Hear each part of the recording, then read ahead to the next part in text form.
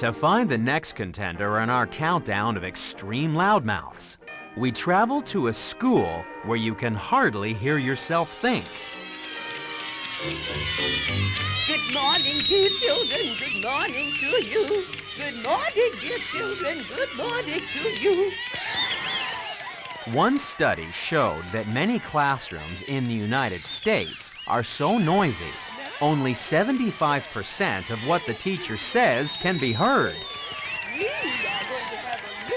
So imagine trying to communicate to a school of 4 billion individuals. No wonder herring have found an unusual way of being heard, because they live in the largest schools in the world. Congregations of herring can stretch for 4 cubic kilometers. They're one of the densest concentrations of animals on the planet. No one knew that herring were loudmouths until a scientific study in 2003 discovered that when herring released a stream of bubbles, they produced a noise. Only, the bubbles weren't coming from the fish's mouths. Herring were making a noise called a fast repetitive tick by emitting gas from their bottoms. Fast repetitive ticks, or FRTs, last between 1 and 7 seconds and are produced at such a low frequency that scientists needed specialized equipment to hear them. Each FRT may be small, but they're extremely loud. The herring is number 3 in the countdown because the noise produced by an FRT is the equivalent of a jet at takeoff. Scientists think the most likely use of FRTs is for social contact to prevent the school scattering. But perhaps it's not surprising that others have suggested the loud emissions could be used to scare predators away. Should a human make an FRT in public, the result can be embarrassing. But then, some noises can even make you sick. Anyone who has worked in an open-plan office knows just how annoying noises can be.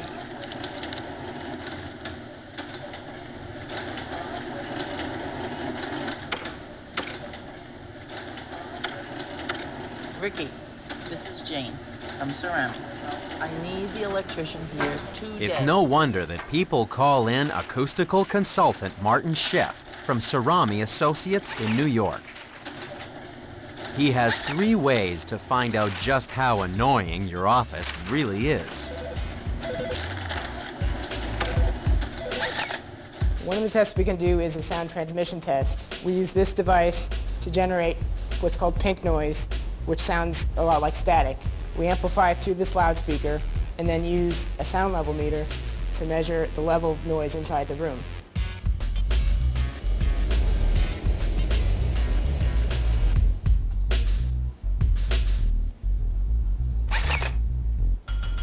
This is called a tapping machine.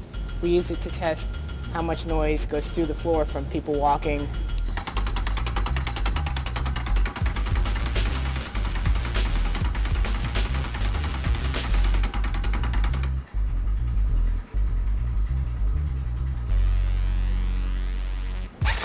We can pop a balloon and use the sound level meter to measure how long it takes the sound to decay.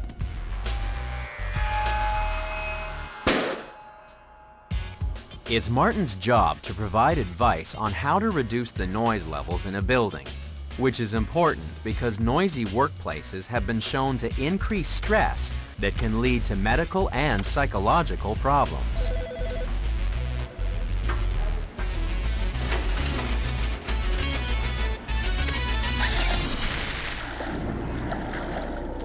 So, spare a thought for the poor old herring.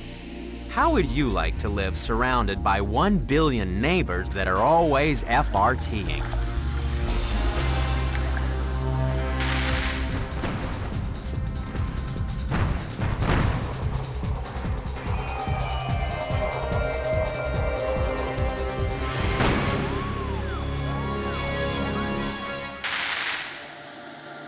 Dive into the waters of the Pacific Ocean, and you may hear the songs of the animals at number 2 in the countdown. Of all the whales, the humpback is the most vocal. Its songs last anywhere from a few minutes to more than half an hour and can be heard up to 160 kilometers away.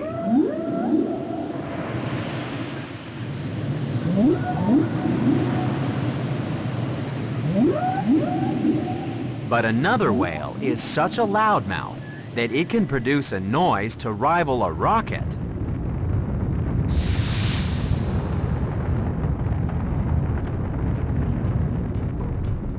One of the world's biggest sounds comes from the world's largest animal, the blue whale. Unlike humans, whales don't have vocal cords. Instead, they make noise by moving air from the larynx into their nasal sacs. The resulting honk when a blue whale blows its nose is so loud, it can be heard by a whale on the far side of the Atlantic Ocean. It's thought that their infrasonic calls bounce between layers of water of different temperatures. This serves to funnel their song right across the Atlantic. To find the human equivalents of the blue whale, you need to travel to Scarborough, England.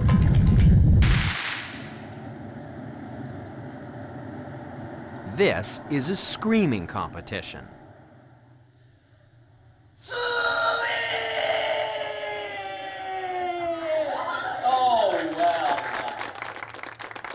The rules are simple. Just scream as loud as you can.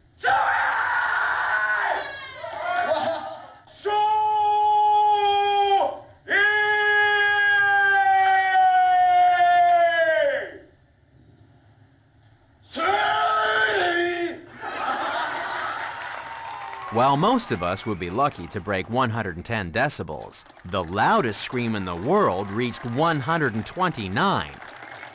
That's louder than an ambulance siren.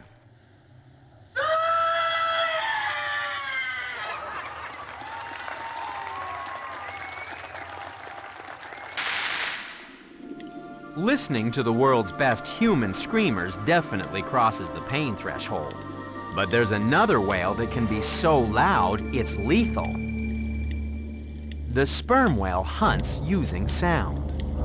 The action takes place in the darkest depths of the ocean, so scientists can only guess at what happens. When the whale dives, it navigates like a bat, firing out pulses of sound and listening to the echoes. The reflected sound gives them a picture of their surroundings, and it also locates their prey, a giant squid.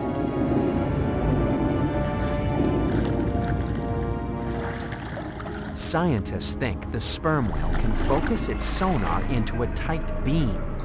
The result is a sonic cannon, firing pulses of sound as loud as a rocket launch. That's more than enough to stun even a giant squid. But it's still not enough to make the sperm whale the most extreme loudmouth in the countdown.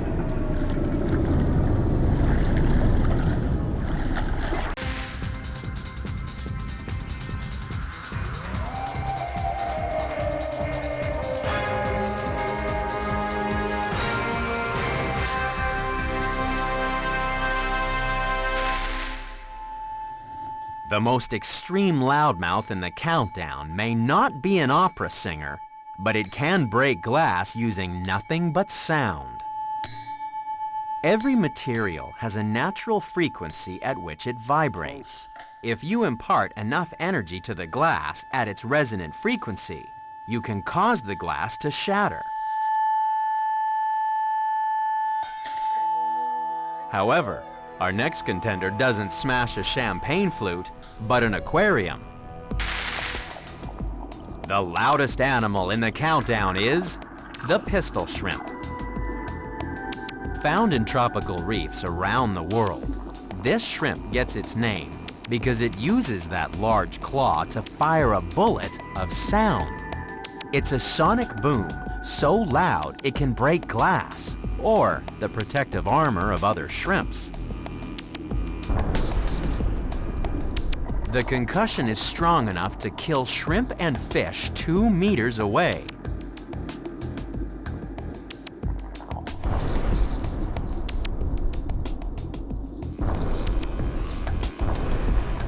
The pistol shrimp's claw looks suitably lethal, but scientists have discovered that it wasn't directly responsible for the terrible noise.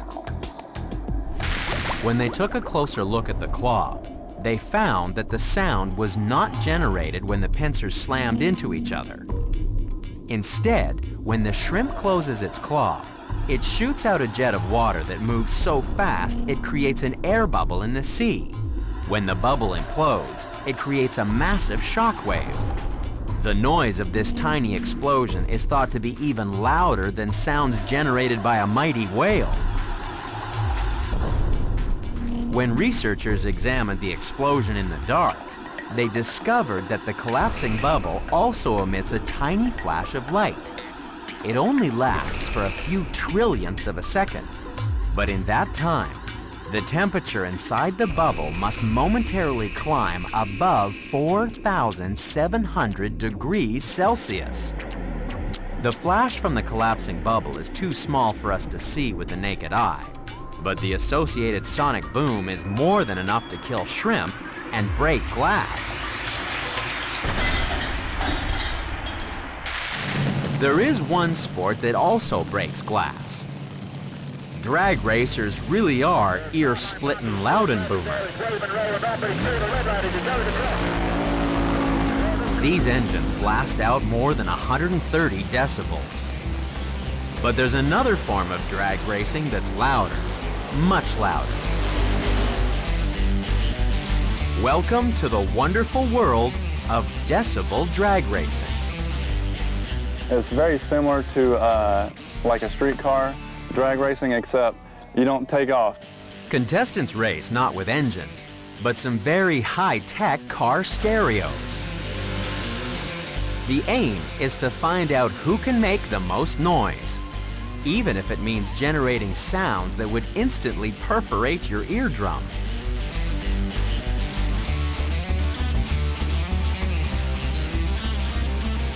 Simply choose your favorite tone and pump up the volume.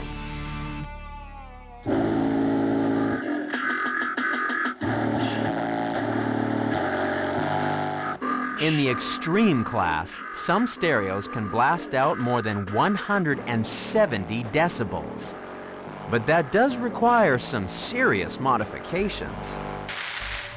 After all, ordinary cars are not designed to cope with the noise equivalent of a jet engine at takeoff, which is why some competitors make sure that the vibrations don't shake the car to pieces by bolting the doors shut with threaded 25mm steel rods. And they replace the windows with plexiglass up to 2 centimeters thick. They even reinforce the doors by filling them with concrete. And all this to survive a decibel drag race that will last less than 5 seconds.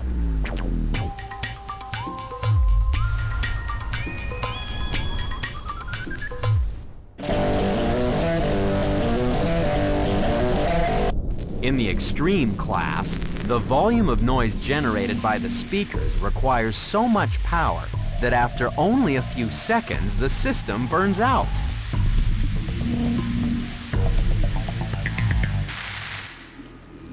While decibel drag racing is an expensive hobby, the pistol shrimp sonic blast is low-tech and low-maintenance. With nothing more than a flick of its claw, a shrimp can generate noises in excess of 200 decibels.